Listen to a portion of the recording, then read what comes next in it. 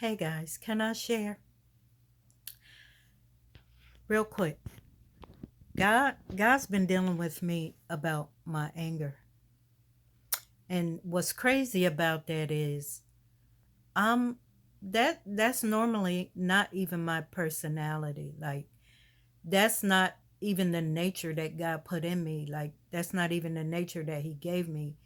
Like my my personality on the norm is pretty much mild mannered. I'm not confrontational.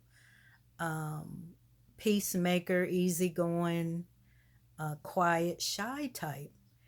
And the crazy thing is, like lately, I have been like flipping my lid over what normally would be to me little stuff. And at first I was brushing it off, because I'm thinking that like this is these folks. This is just the devil using these folks. Um and I it has really been trying to pull me like way out of my character because like I said this is not normally my personality. So I had started praying about it, and I had started praying, asking God to help me temper myself, help me stay in peace, help me stay in the spirit, help me react and act in love and in humility. And I had really been praying that. And the more I started praying that, the more when I would go out, situations would present themselves to like tempt me to like flip. And I want to make this real short. So let me just give you one example. Now I'm going to give you two quick ones. Because this all happened in one outing. Okay, I got on the bus. I had to go to an appointment. And I used to smoke, and I may have gotten on people's nerves without realizing it. But I used to smoke, but now that I stopped, like I cannot stand being around cigarette smoke. Like it it's not that I'm too good to be around it or nothing like that. Because even though I'm a Christian, I'm a pretty down to earth person. But it literally chokes me. And so it's like everywhere I go, if I'm standing at the bus stop, um, I'm trying to sit somewhere. Um, I just cannot get away from people smoking cigarettes, and it's just coming like right in my face, going up my nose. So I've been kind of like tempted to like, do you mind going somewhere else and smoke or whatever?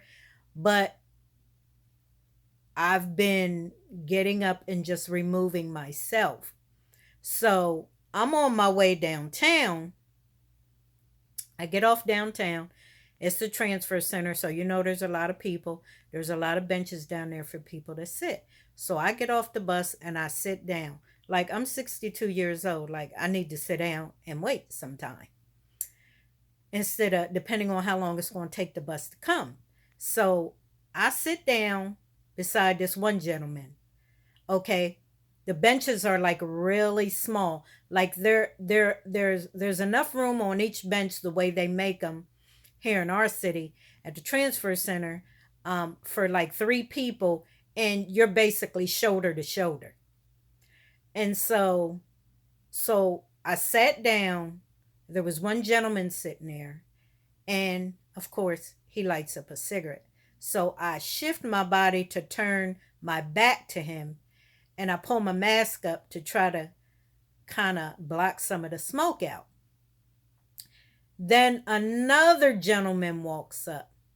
Mind you, this gentleman was just on the same bus I was on. I was sitting up front where he was at, and he kept sneezing. He didn't have a mask on, and he wasn't covering his mouth or his nose. So, about the third time he did it, I just got up and moved to the back of the bus. So, when I got off the bus, sat down on the bench, was already a gentleman sitting there. He lit up a cigarette. I turned my back to him. The same gentleman that I moved away from that was on the bus sneezing came up to me and he was like, "Do you mind if I sit here?" Because, like I said, there's room for three, but you're shoulder to shoulder. So there was one spot left. So I just got up. I just got up because I already knew I did not want to sit next to him. Then he lit up a cigarette. So it's two men basically that done took over that bench. Both of them puffing away. And now I got to stand up because there ain't no place else to sit. Um, so I felt that anger coming on me. And I said, Lord, I just got through praying about this. So I walked away. I called my daughter up. I was vetting to her on the phone about it a little bit, and then she didn't seem like she was in the mood to be listening to it anyway. So, I hung up and I said, Lord, I said, this is a test. This is a test. And I have to pass this test because I just prayed about this before I walked out the door. So I went to my appointment and I wanted to run to the store to grab a couple items from the store. I had a couple minutes to grab something from the store before the bus came. So when I'm basically running with my cart. All I needed was some honey and some bananas. That's it. I had to go up a couple aisles to find the honey.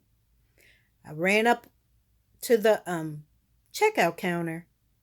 Now, the cashier, she's spraying and wiping down, the belt that you put the food on. And she's just doing it over and over and over and over again. I get you want to keep your area clean and sanitized, and she didn't look up at me the whole time she was doing this. She didn't acknowledge me. She didn't give me no eye contact.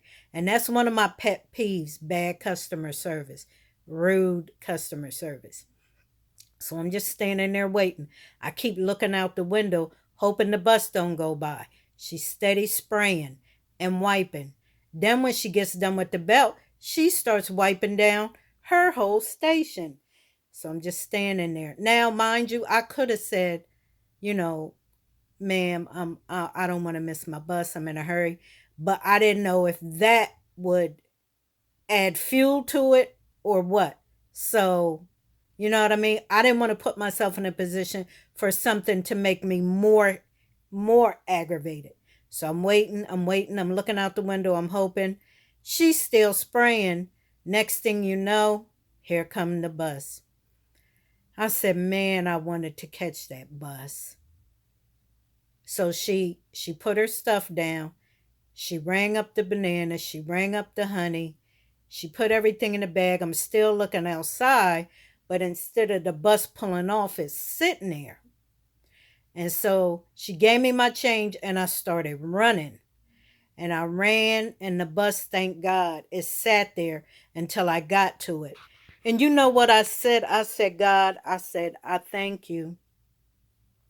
Because, see, when you hold your peace, hey, glory, God will fight your battle. He held that bus up for me. And I didn't have to pitch a fit. I didn't have to act ugly. I didn't have to come up my character. But when I say it's a blessing in the air when things like this start to happen, when I say back to back to back to back. Hey, glory. The Bible said, be not ignorant of Satan's devices. Because when you start seeing a pattern, it's warfare. It's warfare. And God is about to do something and the enemy don't like it. And he can smell it even if he can't put his finger on it. And he will try to get you off track, out of sync, out of position to miss that blessing, to keep you from going to that next level. So now I see clearly now. That, see, I want to be like Christ. I want to do what Jesus would do. I want to have the character of Christ. I want to walk in the, not just the gifts, but the fruits of the Spirit. So I just wanted to share this. And I pray that it might encourage somebody. Be not ignorant of Satan's devices. Whatever the enemy's trying to do, don't let him pull you out of the character of Christ. Is crucial to be prepared and to be able to receive what God has in store for you in this hour and in this season. Stay prayerful and stay clothed in that armor and that humility and the love of Christ. And watch and see what the enemy was trying to keep you from receiving. Be blessed.